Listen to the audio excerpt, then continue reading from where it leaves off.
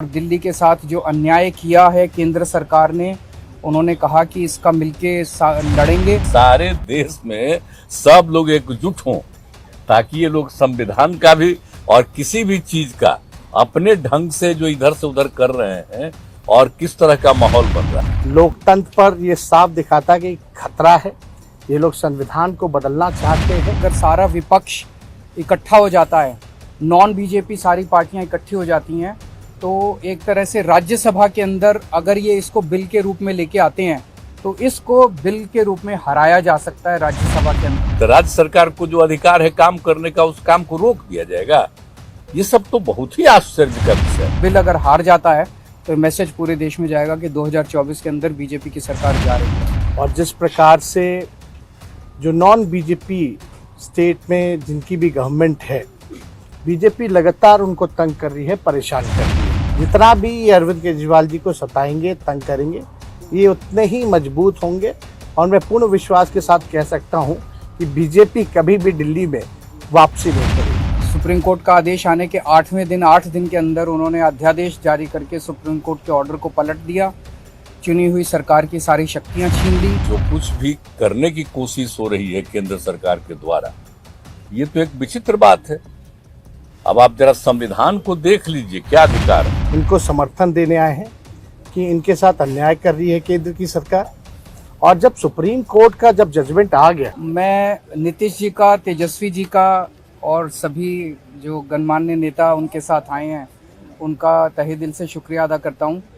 जो supreme court का आदेश आया था, जिसमें सुप्रीम कोर्ट ने सारी पावर्स दिल्ली की चुनी हुई सरकार को दी थी, उसके बाद उसके 8वें दिन, सुप्रीम कोर्ट का आदेश आने के 8 दिन के अंदर उन्होंने अध्यादेश जारी करके सुप्रीम कोर्ट के ऑर्डर को पलट दिया।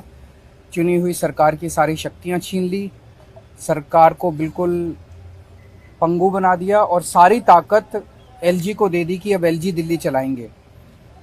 5-0 से जजमेंट आया था। पांचों जजों ने, संविधान पीठ ने जजमेंट दिया था, उस जजमेंट को पलट दिया 8 दिन के अंदर। ये संविधान के खिलाफ है।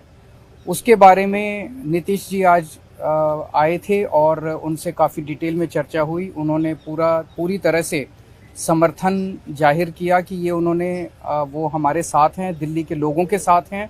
और दिल्ली के साथ जो अन्याय किया है केंद्र सरकार ने, उन्होंने कहा कि इसका मिलके लड़ेंगे।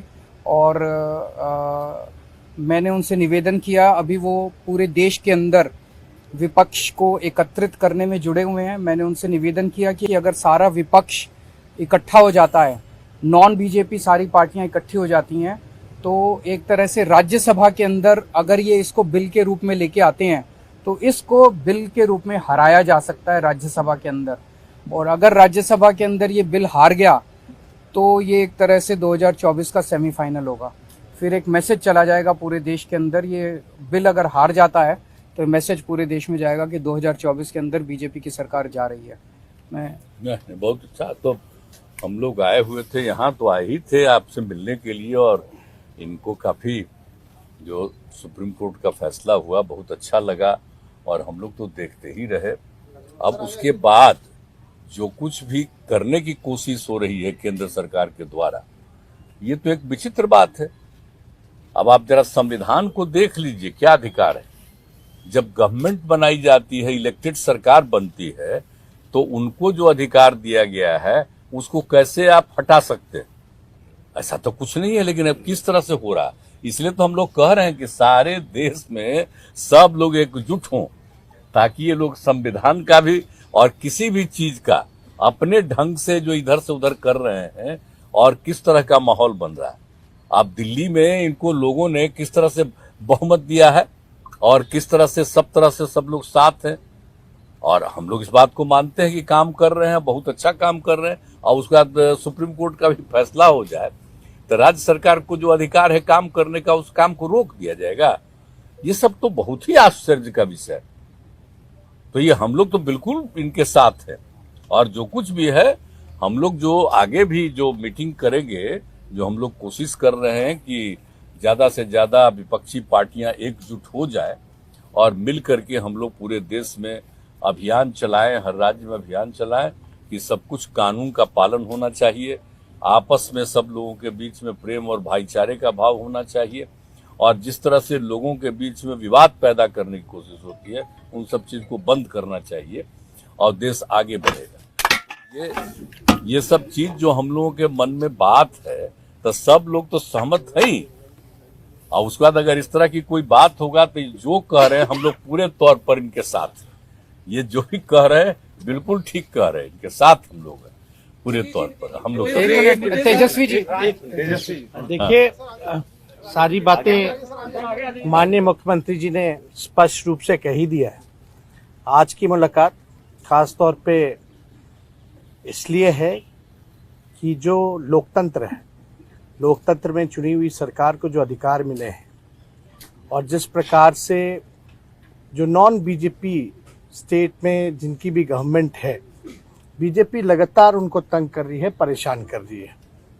तो जो परेशानी अरविंद केजरीवाल जी झेल रहे हैं, हम यहाँ पूरी तरीके से इनको समर्थन देने आए हैं कि इनके साथ अन्याय कर रही है केंद्र की सरकार। और जब सुप्रीम कोर्ट का जब जजमेंट आ गया तो सारी चीजें स्पष्ट हो गई, तो कुछ कहने वाली कोई बात ही नहीं है।